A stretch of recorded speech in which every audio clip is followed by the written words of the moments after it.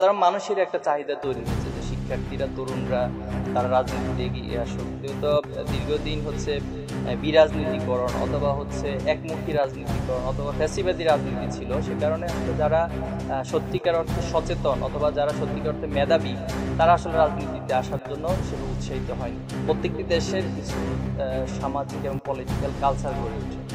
তো পৃথিবীর অপর দেশগুলোতে পলিটিক্যাল কালচারটা এরকম না যেটা আমাদের বাংলাদেশে হয়। এবং বাংলাদেশে আপনি যদি হিস্ট্রিক্যালি অ্যানালিসিস করেন, এখানে প্রত্যেকটা মানে গুরুত্বপূর্ণ ইভেন্টে আসলে ছাত্রদের ভূমিকা ছিল।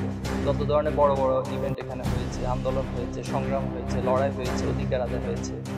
তো সেই জায়গা থেকে ছাত্রদের যেহেতু প্রেক্ষাপটের সাথে বা ব্যাকগ্রাউন্ডের সাথে একটা রিলেশন আছে, তো সে জায়গায় রাষ্ট্র ক্ষমতা অথবা সরকার পরিচালনার ক্ষেত্রে এই দাবিটি বা এই চাহিদাটি অটোমেটিকলি তৈরি হয়। তো সে জায়গা থেকে আমার মনে হচ্ছে যে বৈষম্য বিরোধী যে প্ল্যাটফর্ম তৈরি হয়েছিল, তারপরে সেখানে সরকারের কয়েকজন উপদেষ্টা আছে, ছাত্রদের প্রতিনিধি এবং সাধারণ মানুষের একটা চাহিদা তৈরি হয়েছে যে শিক্ষার্থীরা তরুণরা তারা রাজনীতিতে এগিয়ে আসুক। যেহেতু দীর্ঘদিন হচ্ছে বিরাজনীতিকরণ অথবা হচ্ছে একমুখী রাজনীতিকরণ অথবা ফ্যাসিবাদী রাজনীতি ছিল, সে কারণে আসলে যারা সত্যিকার অর্থে সচেতন অথবা যারা সত্যিকার অর্থে মেধাবী তারা আসলে রাজনীতিতে আসার জন্য সেটা উৎসাহিত হয়নি।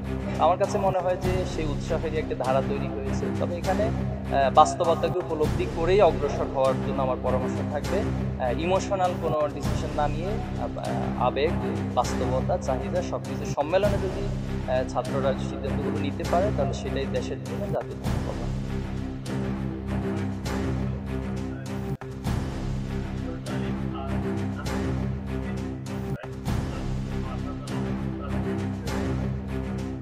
এটা তো সরকারের বিষয়, এটা ওনাদের এখন ওনারা ফিরতে চায় কিনা আগে তো এটা ওনাদেরকে জিজ্ঞেস করতে হবে। এখন ওনারা যদি ফিরতে চায় তাহলে সেটা বাংলাদেশের যে প্রসিডিউরস আছে সেটা ওনারা মেনটেন করবেন, গভর্নমেন্ট সেখানে সেটার রেসপন্স কী করে সেটা আমাদেরকে দেখতে হবে। আমার মনে হয় সেটা যেটা নিয়মতান্ত্রিক পদ্ধতি আছে সেভাবে ওনারা আসতে চাইলে সরকার অনুমতি দিলে ওনারা আসতে পারে।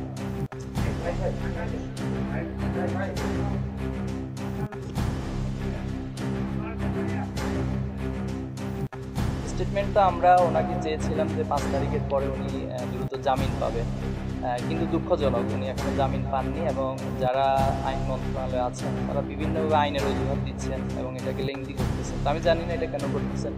এক্ষেত্রে আমাদের পক্ষ থেকে দাবি হবে যত দ্রুত সম্ভব ওনাকে মুক্তির ব্যবস্থা করা, কারণ আমরা বিগত সময়ে দেখেছি যে নির্যাতনের শিকার হয়েছেন আমাদের যারা নেতৃবৃন্দ ছিলেন। রাজনৈতিক বেগম খালেদা জিয়া তিনিও অনেক নির্যাতনের শিকার হয়েছেন।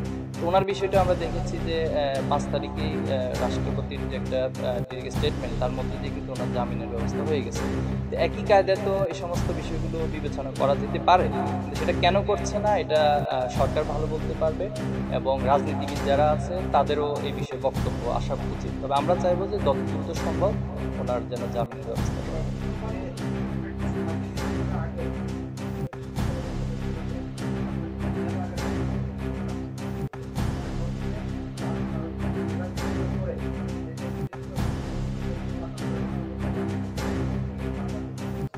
আচ্ছা, ওকে, প্রথম প্রশ্ন করেছেন ছাত্র নির্বাচন আমরা কেন চাচ্ছি। এই প্রশ্নটা আমি অনুরোধ করবো যে ক্যাম্পাসগুলোতে গিয়ে আপনারা সাধারণ শিক্ষার্থীদেরকে এই প্রশ্নটা করবেন যে কেন তারা আসলে ছাত্র নির্বাচন চায়। আর স্বাভাবিকভাবেই তো হচ্ছে একটি গণতন্ত্র চর্চা অথবা ছাত্রদের যে প্রকৃত প্রতিনিধি তাকেই তো বাছাই করা হচ্ছে নির্বাচনের মাধ্যমে। তো সেটা থেকে তো বাধা দিয়ে রাখা হয়েছে, আটকিয়ে রাখা হয়েছে মূলত ফ্যাসিবাদ কায়েমের জন্য। যেহেতু এখন ফ্যাসিবাদ মুক্ত বাংলাদেশে আমরা বিরাজ করছি, আমরা চাই যে দ্রুত সময়ের মধ্যে ছাত্র নির্বাচন হবে এবং সেখানে সত্যিকার অর্থে মুক্ত বুদ্ধির চর্চা এবং গণতন্ত্রের চর্চা, সবার মত প্রকাশের স্বাধীনতা, পাশাপাশি হচ্ছে ছাত্রদের প্রকৃত যে প্রতিনিধি সেটা যেন নির্বাচিত হয়ে আসে এবং তার মাধ্যমে ছাত্রদের অধিকার আদায় এবং ছাত্রদের সংশ্লিষ্ট দাবিগুলো আদায় হবে।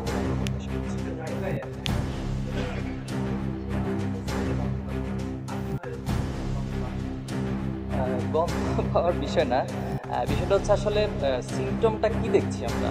5 তারিখের পরে আমাদের যে রাজনৈতিক উদারতা তৈরি হওয়ার কথা ছিল, যে একটা রাজনৈতিক মানসিকতার পরিবর্তন হওয়ার কথা ছিল, সেটা তো আমরা দেখছি না। সবাই হচ্ছে ব্যক্তি স্বার্থ এবং দলীয় স্বার্থকে এত বেশি প্রাধান্য দিচ্ছি।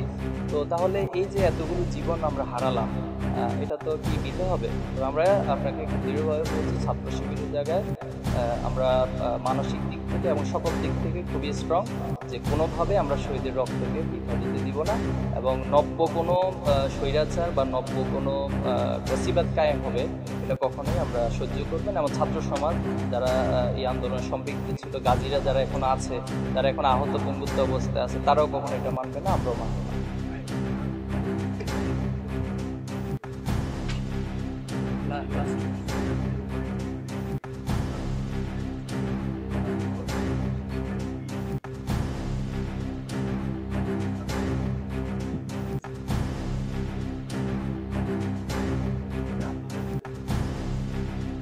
আচ্ছা, প্রথমত আমরা স্টেটমেন্ট দিয়েছি, এটা আপনার নজরে আসেনি। আমরা সেখানে বিস্তারিত এগুলো তুলে ধরেছি। আর বি টিম যেটা, এটা আমি শুধু এটাকে ডিফেন্স না, এটা প্রতিবাদ জানাচ্ছি। ছাত্র শিবিরের বি টিম সি টিম নামে কোনো টিম নেই, ছাত্র শিবির একটা টিম আছে। তো আমরা সাধারণ শিক্ষার্থীদের বাংলাদেশের যে অধিকার, মানুষের চাহিদা, সে আলোকে আমরা কাজ করে যাচ্ছি।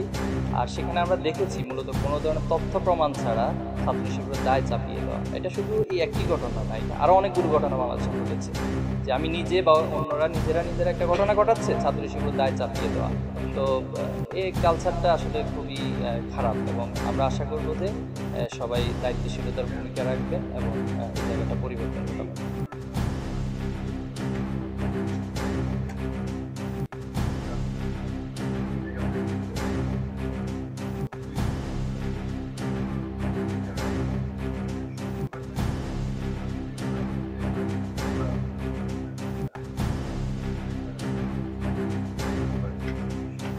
ঠিক আছে, এক্ষেত্রে আমার মনে হয় যারাই দায়িত্ব পালন করেন তার সবাইকে আসলে দায়িত্বশীলতার ভূমিকা উত্তীর্ণ হওয়া দরকার।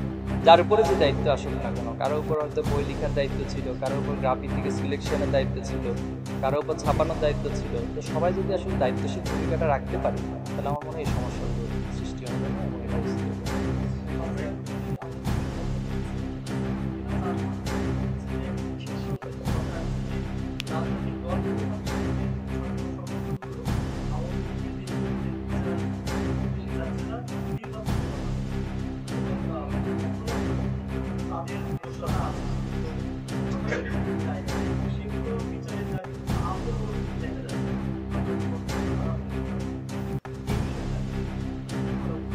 এটি আমি আমার বক্তব্যে বলেছি যে আসলে সবাই ব্যক্তি এবং দলীয় স্বার্থকে প্রাধান্য দিচ্ছে, কিন্তু জাতীয় স্বার্থটাকে প্রাধান্য দিচ্ছে না, এটা দৃশ্যমান। এখানে আরেকটা পয়েন্ট একটু অ্যাড করি, যে যারা এই কাজগুলো করতেছে তারা মনে করছে তারা খুব চালাক, বাকিরা কেউ কিছু বুঝে না, সবাই বোকা।